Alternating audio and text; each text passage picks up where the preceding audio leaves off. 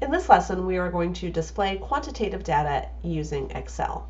The first display that we will make in Excel is a stem plot, and unfortunately there's not a nice way to do this, and so if you have to make a stem plot, use StatCrunch, because this way is kind of ridiculous. I'm going to show you, I'm not going to create the whole thing just for the sake of time, but if I had to, essentially I would then just put whatever my stems are here.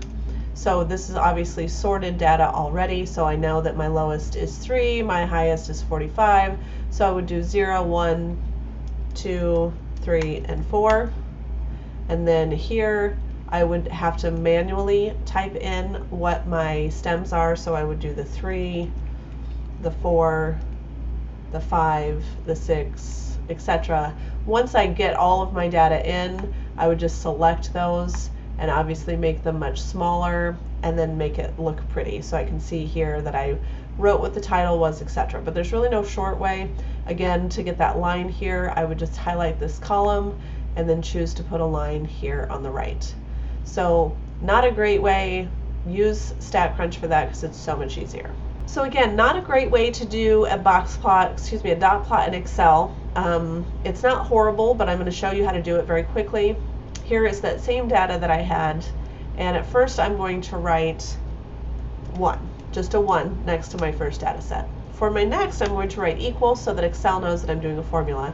And then I'm going to use basically a logic test. So it's if, and then I'm saying if this number equals this number, which obviously they don't, then, comma, it tells me what to do if it's true. I will take the number before it and add 1. Then I press comma, and then what do I do if it's false? So if they're not equal to each other, I just want it to write a count of 1. And that's it. Now notice 3 is not equal to 4, so it just wrote 1.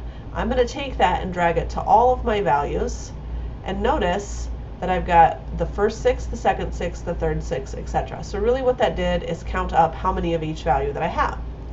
Now, we're going to highlight that data, and then I'm going to insert, and I'm going to do a scatter plot. So now it kind of looks like my data over here. I can change, so I can obviously make this a little bit smaller so that my dots look a little bit better, etc. I can change my title, I can change my scale, just as we talked about before. Again, it's not hard work, but it's easier just to let StatCrunch do the work for you if you're able. That is what I would do rather than do this kind of ridiculousness that's happening here.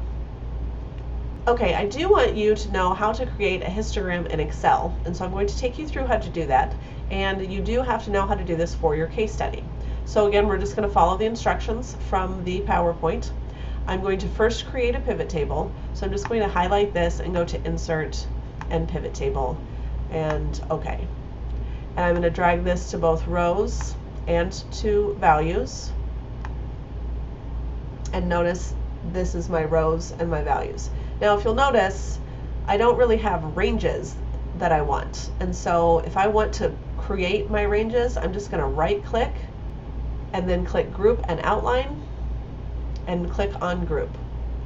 So I'm going to use the same ones that I used here in the example, so it looks the same. I'm going to start it at 1. I'm going to end at 45, and notice I have 5 in each group. Now what I'm going to do is I'm going to go to Insert.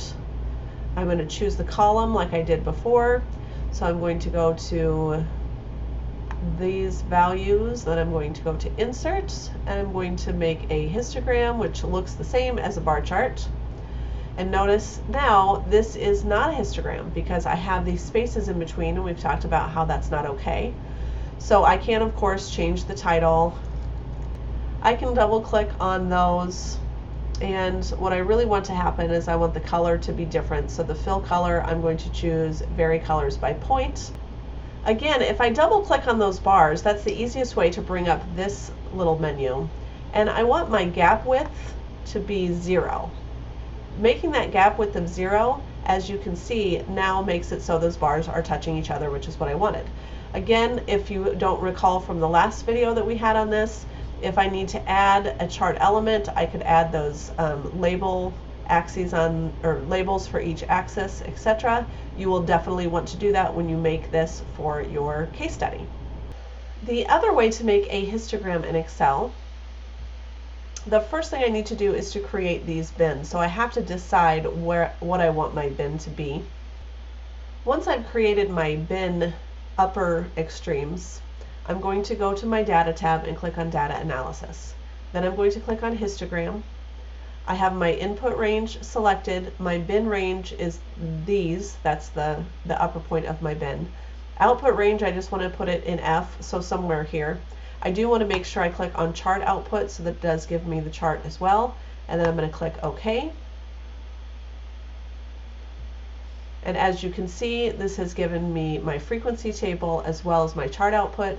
Just like before, I'm going to have to double click on that in order to make that gap width all the way down to 0. And then of course click on the colors and vary by point. But it's really the same histogram that I got before. And then if I need to get rid of parts of it, I certainly can. So those are the two different ways. When you're doing your histogram for your case study, you can do whichever way is better for you. Now there is a way in Excel to create a box plot, and I do have instructions here, and it's actually 2 pages worth of instructions.